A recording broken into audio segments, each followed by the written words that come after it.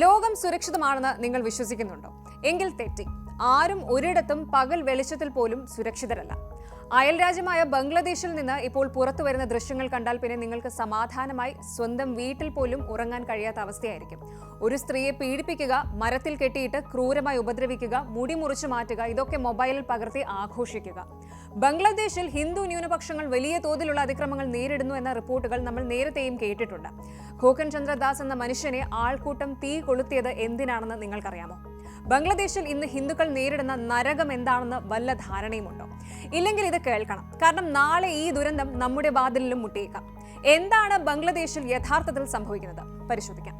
ബംഗ്ലാദേശിലെ ഒരു ഗ്രാമത്തിൽ നടന്ന ഈ ക്രൂരകൃത്യം മനുഷ്യത്വത്തിന് തന്നെ കളങ്കമാണ്. 40 വയസ്സുകാരിയായ ഒരു ഹിന്ദു വിധവയെ 2 പേർ ചേർന്ന് ക്രൂരമായി കൂട്ടബലാത്സംഗം ചെയ്തു. പീഡിപ്പിക്കുക മാത്രമല്ല, അവരെ ഒരു മരത്തിൽ കെട്ടിയിടുകയും മുടി മുറിച്ചു മാറ്റുകയും ചെയ്തു എന്നാണ് റിപ്പോർട്ടുകൾ സൂചിപ്പിക്കുന്നത്. അവിടെയും തീർന്നില്ല. അക്രമികൾ ഈ ക്രൂരത മുഴുവൻ മൊബൈൽ ഫോണിൽ പകർത്തി സോഷ്യൽ മീഡിയയിലൂടെ പ്രചരിപ്പിച്ചു. ബംഗ്ലാദേശിലെ ജുനൈദ ജില്ലയിലെ കാലിഗഞ്ചിലാണ് ലോകത്തെ നടുക്കിയ ഈ ഒരു സംഭവം നടന്നത്. ഈ ക്രൂരകൃത്യത്തിന് പിന്നിലെ പ്രധാന സൂത്രധാരൻ ഷാഹിൻ എന്ന ആളാണെന്ന് പോലീസ് സ്ഥിരീകരിച്ചിട്ടുണ്ട്. ഈ സ്ത്രീ താമസിച്ചിരുന്ന സ്ഥലത്തെ ഭൂമി ഇടപാടുമായി ബന്ധപ്പെട്ട് ഇയാൾക്ക് മുൻവൈരാഗ്യം ഉണ്ടായിരുന്നു. ഏകദേശം 2 ദശലക്ഷം ടാക്ക ഇത് നൽകി ഇവർ വാങ്ങിയ സ്ഥലവും വീടും തട്ടിയെടുക്കാൻ ഷാഹിനും സംഘവും നിരന്തരം ശ്രമിച്ചിരുന്നു. ഷാഹിനും അയാളുടെ ഒരു സുഹൃത്ത് ഹസൻ എന്നയാളും ഇവർ 2 പേരും ചേർന്നാണ് ശനിയാഴ്ച രാത്രി ഇവരുടെ വീട്ടിൽ അതിക്രമിച്ചു കയറിയത്. പണം ആവശ്യപ്പെട്ടായിരുന്നു ആദ്യ ആക്രമണം. എന്നാൽ അവർ വഴങ്ങാതെ വന്നതോടെയാണ് ഈ നരാധമന്മാർ ആ സ്ത്രീയെ ക്രൂരമായി കൂട്ടബലാത്സംഗം ചെയ്തത്. തുടർന്ന് പുറത്തേക്ക് വലിച്ചിഴച്ച് ഒരു മരത്തിൽ കെട്ടിയിടുകയും നാട്ടുകാരെ കാണിക്കാൻ വേണ്ടി മുടി മുറിച്ചു മാറ്റുകയും ചെയ്തു. ഈ ക്രൂരത മുഴുവൻ വീഡിയോ എടുത്തത് മറ്റൊരു പ്രതിയാണ്. നിലവിൽ ഷാഹിൻ ഉൾപ്പെടെ 2 പേരെ പോലീസ് അറസ്റ്റ് ചെയ്തതായിട്ടാണ് വിവരം.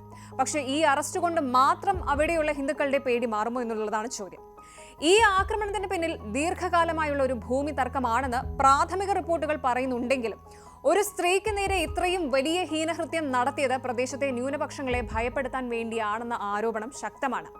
ഈ വീഡിയോ പുറത്തു വന്നതോടെ ഇന്റർനാഷണൽ കമ്മ്യൂണിറ്റി വലിയ ആശങ്കയിലുമാണ്.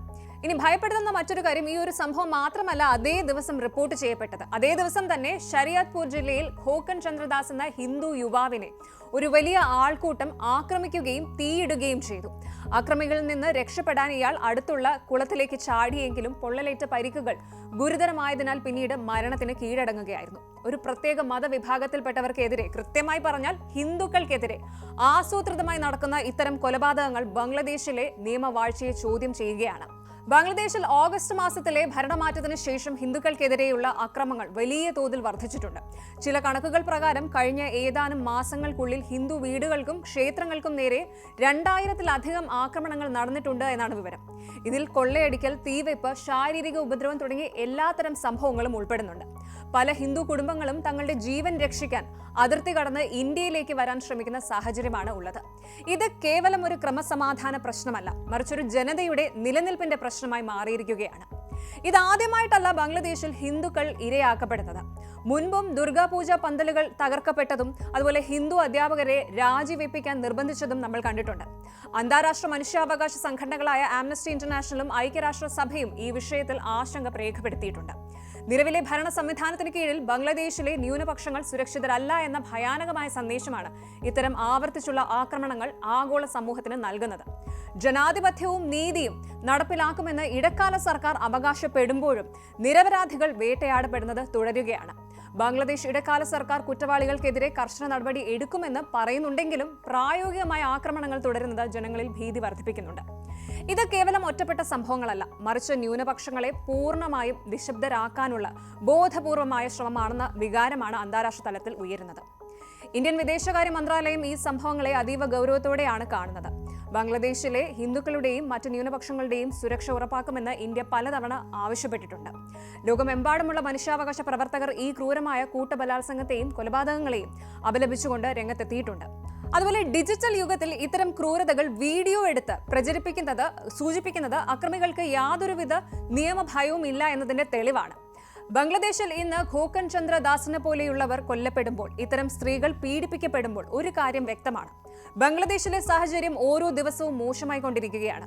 ഒരു വശത്ത് ഭൂമി തർക്കങ്ങൾ എന്ന് ലളിതവൽക്കരിക്കപ്പെടുമ്പോഴും മറുവശത്ത് ഇരയാക്കപ്പെടുന്നത് ഒരു പ്രത്യേക വിഭാഗത്തിലെ ദുർബലരായ മനുഷ്യരാണ്. ഒരു പരമാധികാര രാജ്യത്ത് സ്വന്തമായി വാങ്ങിയ ഭൂമിയിൽ സമാധാനമായി ജീവിക്കാൻ പോലും ഇവർക്ക് സാധിക്കുന്നില്ല. കുറ്റവാളികൾക്ക് അർഹമായ ശിക്ഷ ലഭിക്കുമോ, അതോ ഇതും ഒരു വാർത്തയായി മാത്രം മാഞ്ഞു പോകുമോ എന്ന് നമ്മൾ കാത്തിരുന്ന് കാണേണ്ടി വരും.